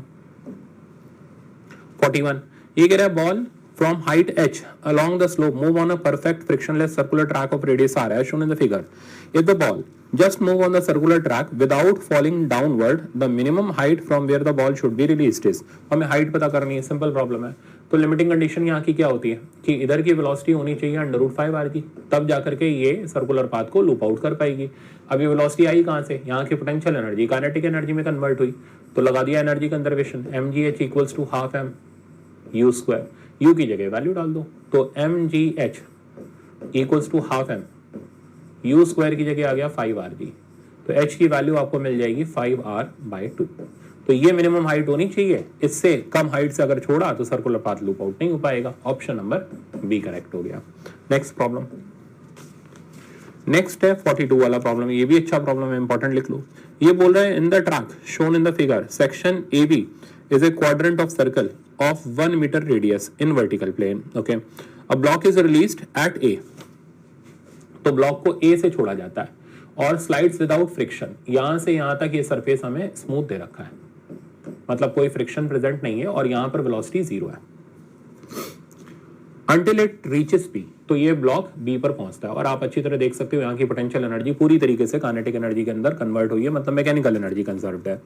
okay, after B it moves on a rough horizontal floor and comes to rest. तो अब जो फ्लोर है वो रफ है, तो रफ है तो यहाँ पर रगड़ने के कारण काइनेटिक फ्रिक्शन आ गया और वो इसकी एनर्जी को लॉस कराता जा रहा है। काइनेटिक फ्रिक्शन की वैल्यू हो गई म्यू mg, म्यू के mg, और मान लो यहाँ से यहाँ तक का डिस्टेंस ये x कवर करके ब्लॉक रुक जाता है। Okay, we have to find out the coefficient of friction if distance is 3 metre. तो ये डिस्टेंस हमें 3 मीटर दे रखा है कि 3 मीटर आगे जाकर के ब्लॉक रुक जाता है, तो म्यू की वैल्यू बता दो। अब कैसे करें, दो रास्ते हैं, या तो सबसे पहले इधर की काइनेटिक एनर्जी निकालो और work done by friction equals to change in kinetic energy करो, या सीधे एक लाइन में ब्रह्मास्त्र लगा दो। तो मैं direct work energy theorem use कर रहा हूँ, W agent plus W non conservative equals to delta K plus delta U। अब देखो एजेंट तो है नहीं तो उसका वर्क डन 0 हो गया, नॉन कंजर्वेटिव यहां से यहां तक वर्क कर रहा है और उसका वर्क डन हो गया माइनस माइनस, क्यों, क्योंकि फोर्स और डिस्प्लेसमेंट के बीच का एंगल 180 है, तो माइनस म्यू mgx डेल्टा के फाइनल काइनेटिक एनर्जी। अब फाइनल ये है और इनिशियल ये है, ये पहले आप अच्छी तरह दिमाग में सेट कर लो क्योंकि हम पूरे के पूरे प्रोसेस के लिए लगा रहे हैं इसको। ये हो गया इनिशियल, तो फाइनल काइनेटिक एनर्जी 0, इनिशियल भी 0, final potential energy 0, initial potential energy होगी mgh, h ये वर्टिकल हाइट होगी और वो 1 मीटर होगी। ठीक है, तो माइनस माइनस दोनों तरफ से गया, mg दोनों तरफ से गया और यहां से म्यू की वैल्यू आ गई h/x, अब h कितना है, h की वैल्यू यहाँ की वर्टिकल हाइट की वैल्यू 1 मीटर हो गई, x कितना है 3 हो गया, तो म्यू की वैल्यू आ गई 1/3। अब आप ऑप्शन ढूंढ लो, तो ऑप्शन नंबर ए इसका करेक्ट आंसर है। तो ये एक अच्छा सवाल था और एनर्जी आपका वर्क एनर्जी थ्योरम के ऊपर बेस्ड ये परफेक्ट प्रॉब्लम था। नेक्स्ट प्रॉब्लम देखते हैं, प्रॉब्लम नंबर 43। ये सिंपल फॉर्मूला बेस्ड प्रॉब्लम है। इसमें हमें क्या करना है, particle crosses the topmost point C of the vertical circle with critical speed. Critical speed यानी लिमिटिंग कंडीशन हो गई, से क्रॉस करता है। तो इधर की स्पीड जो होनी चाहिए वो होनी चाहिए √r(g), ये आपको याद होना चाहिए। इधर की होनी चाहिए बॉटम मोस्ट पॉइंट की √5r(g), और इधर की जो स्पीड हो गई वो हो गई √3r(g). तो स्पीड जो है v जो है वो 2 के फैक्टर से देखो कम होता चला जा रहा है, ठीक है ना, स्टैंडर्ड रिलेशन होता है, ऐसे इसको याद रखते हैं। टेंशन 3 के फैक्टर से कम होती जाती है। तो हमें पता करना है वेलोसिटी एट ABC का रेशियो कितना होगा। तो VA VB is to VC का रेशियो निकालोगे, RG कट जाएगा, √5 √3 इज टू 1। तो अब आप चेक कर लो, ऑप्शन नंबर डी इसका करेक्ट आंसर हो गया। 44 पर चलते हैं। 44 कह रहा है fighter plane is moving in a vertical circle of radius r। तो ऐसे करके फाइटर प्लेन घूम रहा है रेडियस r के वर्टिकल सर्कल में। Its minimum velocity at the highest point, अब तो याद ही हो गया, मिनिमम वेलोसिटी हाईएस्ट पॉइंट पर √rg होती है। That means option number C correct है। लास्ट प्रॉब्लम, ये भी अच्छा प्रॉब्लम है, देखो लास्ट प्रॉब्लम कह रहा है particle is moving in a vertical circle. तो पार्टिकल वर्टिकल सर्कल में मूव कर रहा है। अच्छा, अब when passing through two position at 30 degree and 60 degree from vertical lowest position, मतलब यहां से 30 डिग्री और यहां से 60 डिग्री की दो पोजीशन है। तो ये पहली पोजीशन हो गई 30 डिग्री, दूसरी पोजीशन हो गई 60 degree. From vertical tensions are T1 and T2, यहाँ की टेंशन T1 है और यहाँ की टेंशन T2 है। तो अब हमें बताना है T1 T2 में कौन बड़ा कौन छोटा। तो जैसे जैसे एंगल बढ़ता चला जाएगा टेंशन की वैल्यू कम होती चली जाती है। तो जितना, और वैसे भी आप जानते हो यहाँ की टेंशन मैक्सिमम होती है, ऊपर जाने पर टेंशन कम होती चली जाती है। तो T1 की वैल्यू ग्रेटर दैन T2, इस हिसाब से ऑप्शन चेक करोगे, ऑप्शन नंबर सी इसका करेक्ट आंसर हो जाएगा। तो ये था आपका वर्क पावर एनर्जी और सर्कुलर के कंसेप्चुअल टेस्ट का सॉल्यूशन। मेरे ख्याल से अच्छे से आ गया होगा। इंपॉर्टेंट क्वेश्चन को वापस प्रैक्टिस कर लेना, फिर मूव करना आप एडवांस टेस्ट की तरफ। Thank you so much.